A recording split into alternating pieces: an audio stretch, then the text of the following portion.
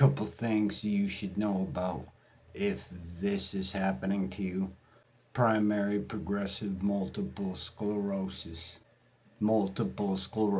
in general, actually. These problems, I want to say can, but it's kind of like will.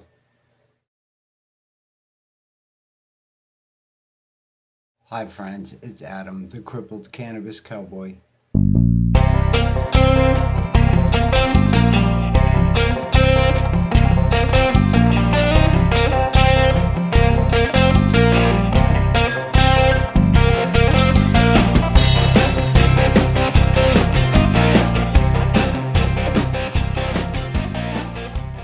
Thanks for watching another one of my rambling videos and participating in this passion that keeps me alive and keeps me enjoying something.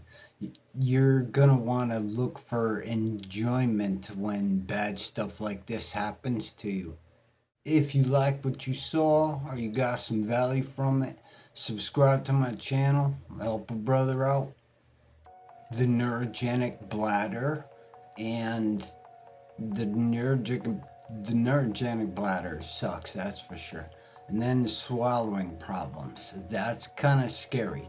So I mean, they're both scary, but one is, your life, you're gonna embarrass yourself for whatever, having a neurogenic bladder, and there's all kinds of nightmare stuff that's involved with that. But when you have swallowing problems, that can scare the shit out of you. It doesn't happen every single day, like having these nightmarish kind of like reactions to having a neurogenic bladder, but it's just best to kind of stay near a bathroom or plan ahead. Like if you're going out somewhere, if I'm going out somewhere, I got to pay attention. This is a problem. So sometimes it depends. As embarrassing as it is, I have to wear like diapers. I don't want to mess myself. Me dealing with this for as long as I have, I've learned to be extra sensitive to a sensation in my body, like when it has to be with like having to pee. Now, when you have a neurogenic bladder, from what I noticed, you really only have seconds, and it hits you really quick too. There's not much you can do about it. There is one thing though, if you feel the sensation coming, if I feel the sensation coming in any way, I stay near a toilet. I just need to. If I don't, there's consequences, and you're gonna pee your pants, and you're gonna be embarrassed, and it's gonna suck, and all those things. Now, to avoid that, I have to stay near a bathroom. I'm in a wheelchair now, there's nothing I can do, so I have to pay attention to these sensations. It's different when I stand up. It gets much worse when I stand up. Now, the thing with the neurogenic bladder that really sucks is the longer you fight, like peeing your pants, it causes this neurogenic problem to where I can't walk. So it's like the more I have to pee, the less I have the ability to walk. So I don't want that to intensify. So the second I feel it, it might suck. I might have to wait 10 minutes, maybe sometimes longer, but I gotta stay near a toilet just to relieve myself so I don't make problems in the future. I noticed waiting sucks, but maybe you gotta wait for a little while before you can relieve yourself in some kind of way. There's medications that they make. I've tried 3 of them, I think. I'm trying to remember. I've taken so many medications, it's hard to remember. I'm actually meeting a new urologist today. Oh, wow. Did my appointment, whatever. My last one retired, so this is a new one. Those kind of things happen, so it's just something to watch out for. But I did notice that a urologist is important, but don't expect no miracle shit from some drug. Nothing has worked for me yet. Then there's the swallowing problem. Depending on your mind is, you can look deep into this stuff, or I'm a deep thinker, so I looked into it, and it does suck if you choke. So far since this has happened to me and I've been diagnosed, like 6 years, I would say, that from beginning till now, or almost 6 years, something like that, it has happened 5 times. Of those 5 times, it increased. Like it happened once, and then it happened again, and it actually got really intense now. And I have to pay attention because like the 5 times that happened, the first 3 times were mild, but enough to make me cough. The last 2 times, like I literally felt my airway clog or whatever happened, but this reaction started right away, and that's what I noticed is going to be very difficult to pay attention to.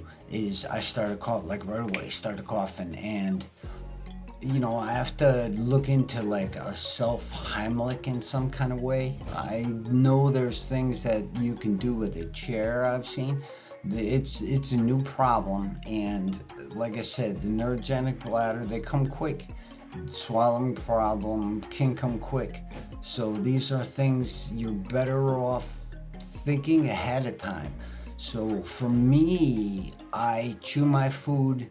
Everybody chews their food, but you forget. Most of the time you'll take a bite of something, chew it, gulp it down with some water or whatever. That is a mistake for someone like me. That can, well, it will. I don't want to say can. It definitely will cause you to choke. When it comes to chewing my food, I have a number. I have to chew 30 times. I actually learned that from yoga way back in the day, but I combined the two, and it seems to work for me. It was like a meditation thing, I don't know, whatever, look into it, but I have to chew my food 30 times, then I have to swallow my food. Then after it goes down, I can feel it go down, then I can take one little sip of water. Don't gulp water. From what I've learned, water it's a lot harder to drink. I cough more, but it's less dangerous. If that makes any sense. The food is much more dangerous, maybe because bigger, who the hell knows. But this kind of stuff really sucks, and these are the things that I do to prevent, or you can't prevent it, I'm sorry, to work with it. So that's kind of like what I'm talking about. When it comes to neurogenic bladder, you got it. There's nothing you could do. It's not going to miraculously go away. So work with it. I mean, we hope it miraculously goes away one day, but find a way to work with it. I'm having swallowing problems. I can't ignore it. I might end up dead on the floor or something like that. So I got to work with it. So chewing for 30 times with my food, swallowing the food, then take a sip of water after I'm done. One little sip, no gulps, like forget about that. One swallow, one little sip. It's like jail. It's kind of, not that I've been to prison, but it's like you're very restricted on certain things, or they can have heavy consequences. Anyway, if this is happening to you, that sucks. Wow, that really sucks.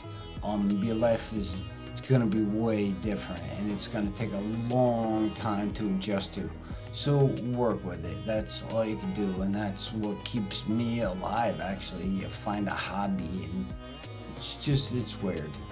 But thanks for watching. I don't know if you learned something, but if you did learn something and you know somebody like this, subscribe to the channel, because I'm going to keep trying to teach the things that help me in some kind of way.